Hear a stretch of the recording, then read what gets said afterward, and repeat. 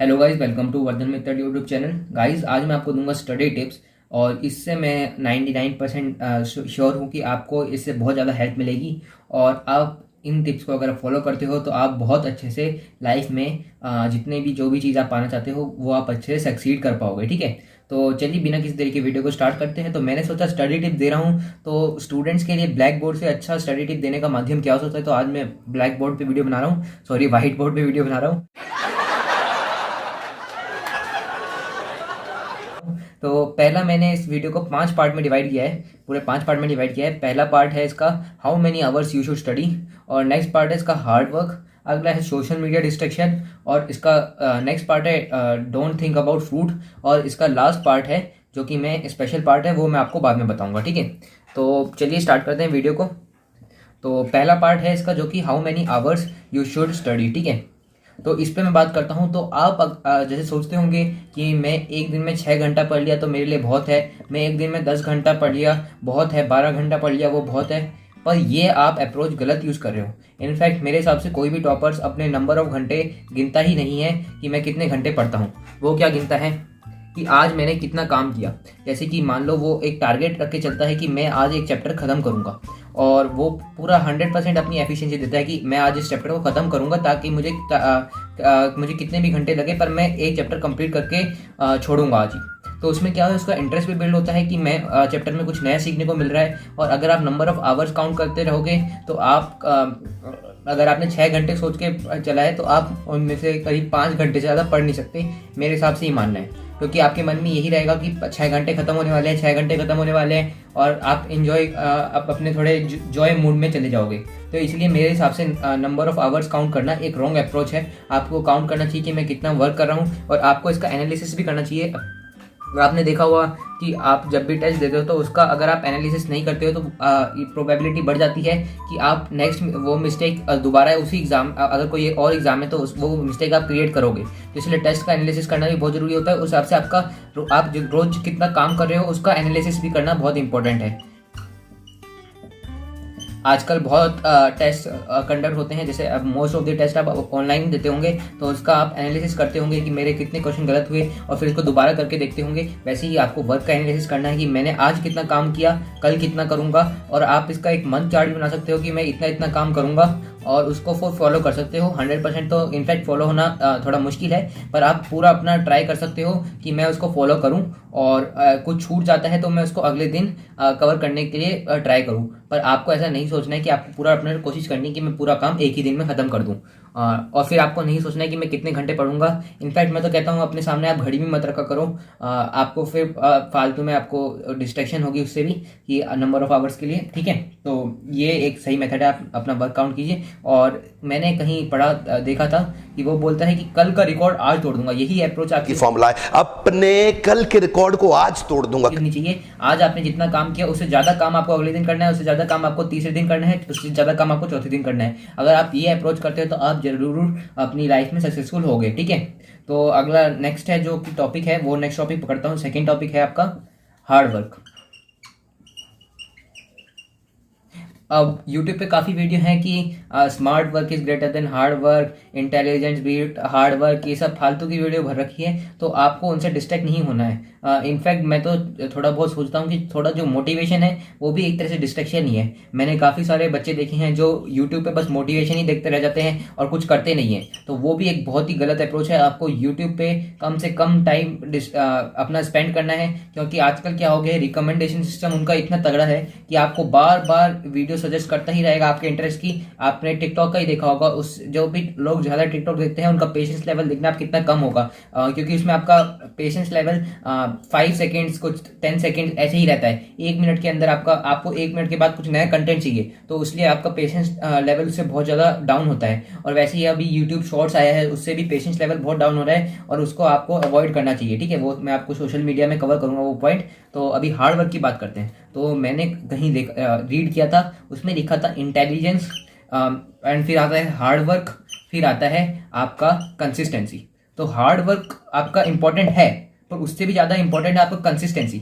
आपको कंसिस्टेंट रहना है। अगर आप रोज मान लीजिए एक चैप्टर भी करते हैं, वैसे एक चैप्टर अगर आपका चैप्टर पढ़ा है तो एक चैप्टर करना बहुत ही अच्छी बात है, और तो एक चैप्टर अगर आप रोज करते हैं तो उसको कंसिस्टेंटली रोज कीजिए। रोज एक एक चैप्टर करेंगे तो आपको बहुत होगा। आपने आज एक चैप्टर किया, कल सोचा कि मैं रिलैक्स करता हूँ, आधा ही चैप्टर करता हूँ, और फिर आपने तीसरे दिन किया 25% ऑफ द चैप्टर, अगले दिन आपने 10% किया, और अगले दिन आपका मन किया कि आज मैं करता ही नहीं हूँ, बाहर जाके एंजॉय करता हूँ, चिल मारता हूँ अपने दोस्तों के साथ।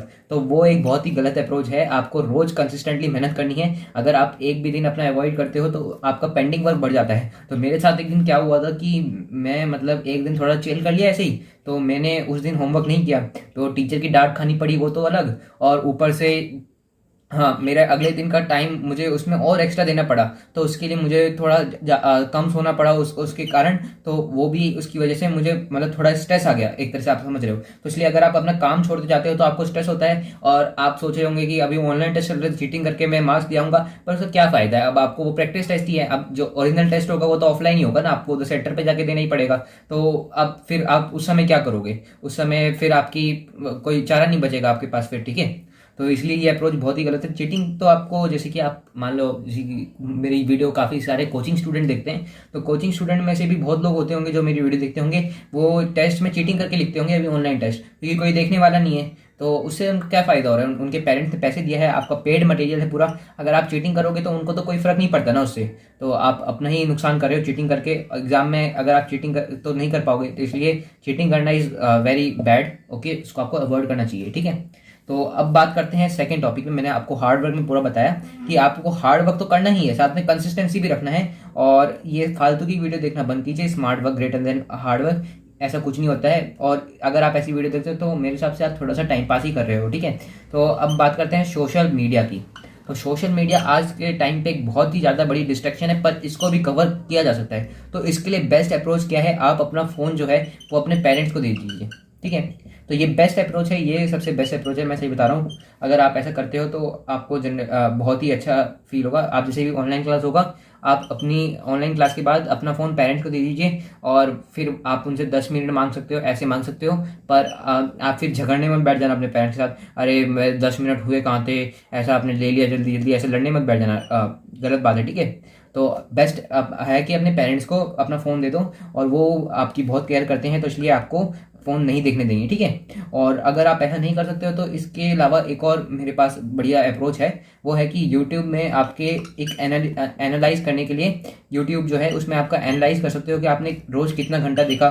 जैसे कि मैंने अपना ग्राफ देखा था, तो एक दिन जैसे कि हाँ, जैसे कि आपने मान लो एक दिन 1 घंटा देखा और अगले दिन 2 घंटा देखा, तो फिर आप देख लेंगे कि मेरा कर्व इंक्रीज हो रहा है, मतलब मैं ज़्यादा यूट्यूब पे टाइम स्पेंड कर रहा हूँ। तो फिर आप सोचोगे कि मैं इसको कम कैसे करूँ। तो अब अगर आपने अगले दिन मान लो यहाँ पे 2 घंटे देखा, तो यहाँ पे 1.5 घंटे देखा, तो ये आपके लिए एक अचीवमेंट हुई कि उस समय आपने यूट्यूब पे कम समय अपना स्पेंड किया। और एक और बात है कि अपनी सब्सक्रिप्शन मैनेज करो।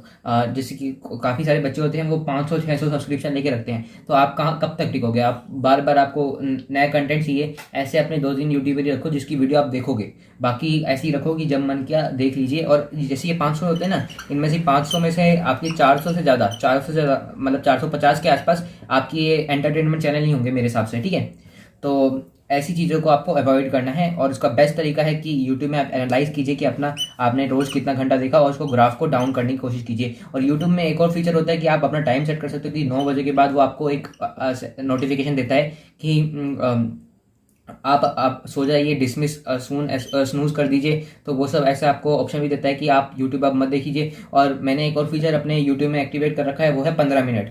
15 मिनट अगर मैं यूट्यूब पे ज़्यादा स्पेंड करता हूँ तो वो मुझे एक नोटिफिकेशन देता है कि आपके 15 मिनट हो गए, अब आप टेक ए रेस्ट कीजिए। तो उससे भी मुझे थोड़ा फील होता है अपने आप में कि मुझे अब मोबाइल छोड़ देना चाहिए, ठीक है। ये बेस्ट फीचर है, ये मैं आपको कुछ बेस्ट फीचर बता रहा हूँ। और इसके अलावा अगर आप इससे भी बाज नहीं आ रहे हो तो एक बेस्ट फीचर है, वो है कि आप अपने फ़ोन में एक कुछ एप्लीकेशन होते होंगे, उससे आप अपने फ़ोन को 1 या 2 घंटे के लिए लॉक कर सकते हो।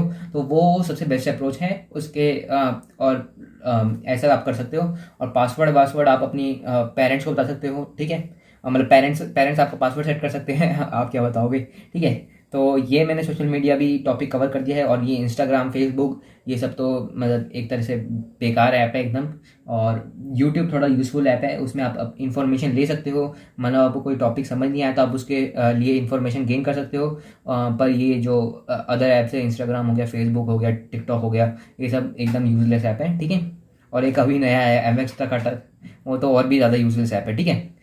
तो ये सब बात आपको ध्यान रखनी है। और मैं एक और चीज़ कवर करना चाह रहा था कि आपने जैसे कोई 11th-12th में अगर कोई बंदा ये 9th-10th में, तो वो जरूर हमेशा कोई पेड मटेरियल लेके रखता है। पेड मटेरियल जैसे आपको कोचिंग का मटेरियल हो गया या फिर कुछ भी हो गया, आपने कोई पैसे दे के चीज़ ली है तो उसको आप ज़्यादा यूज़ करो। कुछ लोग होते हैं कि अपने पेड मटेरियल को यूज़ ही नहीं करते, यूट्यूब पे देखे जा रहे हैं। अब जिसको आपने पैसे दे रखे हैं वो बहुत ही ज्ञानी इंसान है, ऐसा नहीं है कि वो उनमें ज्ञान कम है, पर आप पूछोगे तब तो वो ज्ञान देंगे।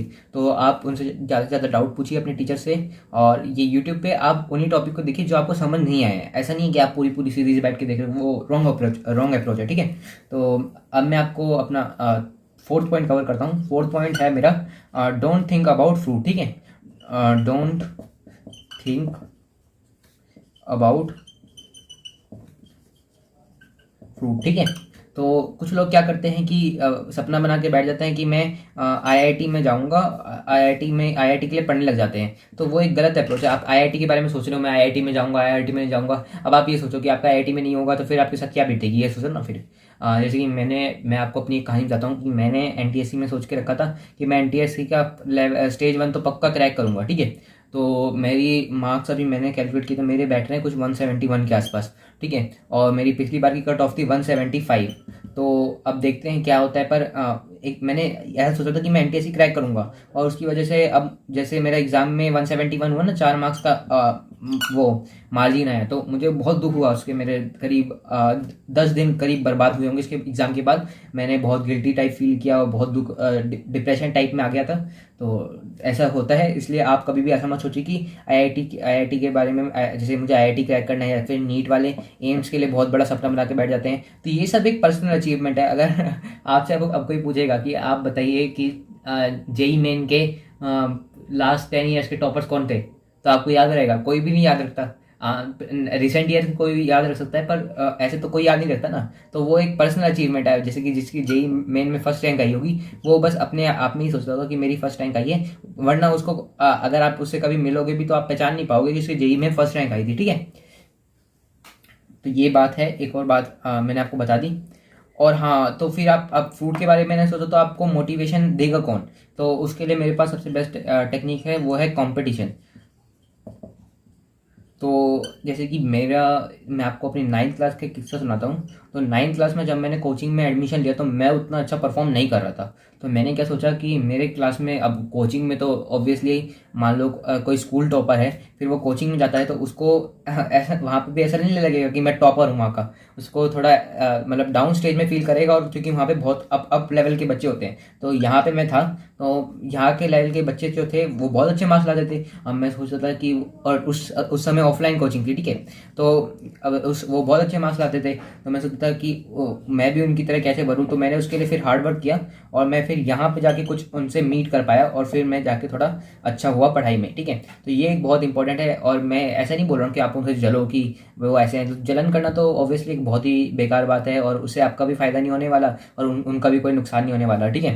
तो आपको क्या करना है, आपको ट्राई करना है कि मैं उनके लेवल तक पहुंच सकूं। और अगर आप इसमें दिमाग लगाते हो ना, तो आप पक्का अचीव करते हो जो आप चाहते हो, ठीक है। तो अब लास्ट जो पॉइंट है वो है पनिशमेंट। तो पनिशमेंट में इसका मतलब ये नहीं कि आप कुछ ऊट पटांग हरकत करने लग जाओ, ठीक है। वो पनिशमेंट नहीं होती। पनिशमेंट का मतलब आप जैसे कि आपने अपना आज का काम कंप्लीट नहीं किया है, तो आप ये पनिशमेंट ले सकते हो कि आज मैं अपना जो क्या बोलते हैं, आज मैं टीवी नहीं देखूंगा, जैसे कि ये पनिशमेंट हो सकती है। और भी आपकी काफ़ी सारी पनिशमेंट हो सकती है। आप जो अपनी जिस चीज़ को आप बहुत ज़्यादा चाहते हो उसको आप अलग कर सकते हो अपने से उस दिन के लिए। और अगर आप अगले दिन भी ऐसे ही करते हो तो फिर आप डबल कर सकते हो उस पनिशमेंट को, ऐसा कर सकते हो। पर ये नॉनसेंस पनिशमेंट मत करना, जैसे कि होता है खाना नहीं खाऊंगा वो सब। तो आपके पेरेंट्स उससे क्या बोलते हैं, पेरेंट्स को दुखी मत करना, ठीक है। तो ऐसे आप कर सकते हो। तो आई होप आपको ये वीडियो पसंद आई होगी। तो मैंने इसमें काफ़ी कुछ आपको मोटिवेशन करने के लिए बता दिया है। अब आप इसके बाद भी अपना टाइम पास करते हो तो फिर मेरे हिसाब से आपने इस वीडियो में कुछ नहीं सीखा है। आई होप आपको ये वीडियो पसंद आई होगी। तो इसको एक लाइक बटन दीजिए, ठीक है, और चैनल को सब्सक्राइब भी कर दीजिए। मैं coaching related material, coaching related videos और ऐसी ही स्टडी रिलेटेड टिप्स अब मैं शेयर करना थोड़ा शुरू किया था, पहली वीडियो नहीं है। तो आई होप आपको पसंद आई होगी। तो चैनल को सब्सक्राइब भी कर दीजिए, लाइक भी कर दीजिए वीडियो को। थैंक्स फॉर वॉचिंग, मिलते हैं अगली वीडियो में। जय हिंद, वंदे मातरम।